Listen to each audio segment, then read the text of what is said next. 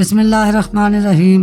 السلام علیکم۔ آج ہم بات کریں گے 21 جون 2020 کو ہونے والے قیامت خیز سورج گرہن کے بارے میں۔ آج کی ویڈیو میں ہم یہ جاننے کی کوشش کریں گے کہ سورج گرہن کیسے ہوتا ہے، 21 جون کو ہونے والا سورج گرہن کتنا قیامت خیز یا خطرناک ہے، سورج گرہن کے وقت کیا عبادات یا وظائف کرنے چاہیے، اور سورج گرہن کے دوران کیا احتیاطی تدابیر اپنانا ضروری ہیں۔ مزید ڈسکس کرنے سے پہلے آپ ہمارے چینل کو سبسکرائب کر لیں، بیل کا نشان دبا دیں اور اس ویڈیو کو لائک کر دیں۔ آپ جانتے ہیں کہ اس سے پہلے چاند گرہن، جسے رنگ آف فائر کا نام دیا گیا تھا، 2020 کے ساتھ ہی گزرا ہے، اور اب بالکل ویسی ہی طرح کا سورج گرہن، جسے سائنسدان رنگ آف فائر ہی کہتے ہیں، ہو رہا ہے۔ اور اسی دن سورج گرہن کا بھی آ جانا ایک عجیب اتفاق ہے۔ اسلام کے مطابق جب سورج گرہن ہو یا چاند گرہن ہو، اللہ کا ذکر کرنے اور صدقہ و نماز کا حکم ہے۔ حضرت عائشہ صدیقہ سے روایت ہے کہ رسول اللہ صلی اللہ علیہ وآلہ وسلم نے فرمایا، سورج اور چاند اللہ تعالیٰ کی نشانیوں میں سے 2 نشانیاں ہیں، یہ کسی کے مرنے اور جینے پر بے نور نہیں ہوتی۔ جب تم یہ دیکھو تو اللہ تعالیٰ کا ذکر کرو اور اس کی بڑائی بیان کرو، نماز پڑھو اور صدقہ دو۔ دوستو، 21 جون کو ہونے والا سورج گرہن پاکستان کے علاوہ تقریباً پوری دنیا میں دیکھا جائے گا۔ پاکستان میں سورج گرہن کا آغاز تقریباً 8:45 سے ہوگا اور 9:47 پر یہ سورج گرہن پورے سورج گرہن میں تبدیل ہو جائے گا، جسے فرسٹ لوکیشن ٹو سی کہتے ہیں۔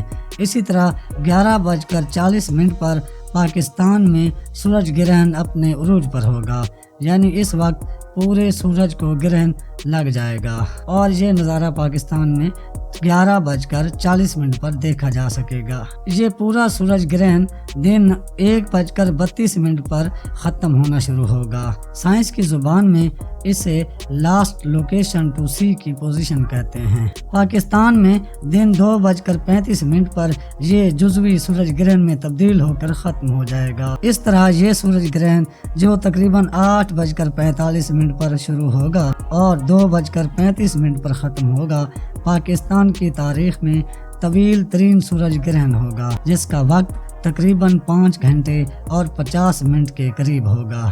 جب سورج گرہن ہو تو اس دوران گھر کے اندر رہیں اور براہ راست اسے دیکھنے کی کوشش نہ کریں، ورنہ آپ ساری عمر کے لیے بینائی سے معذور ہو سکتے ہیں۔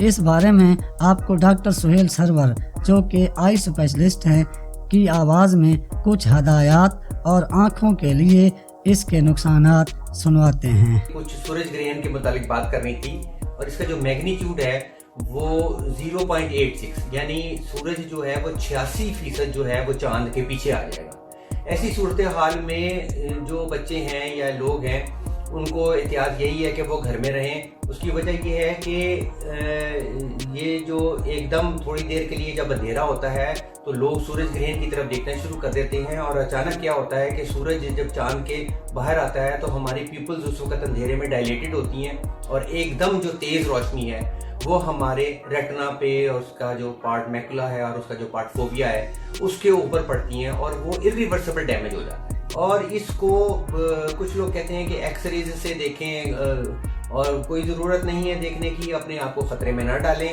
دوربینوں سے یا کیمروں سے فوٹوگرافی بھی آپ بڑی احتیاط سے کریں، اور یہی احتیاط ہے آپ بچوں کو اور گھر والوں کو، خود بھی آپ گھر کے اندر رہیں، باہر نہ نکلیں۔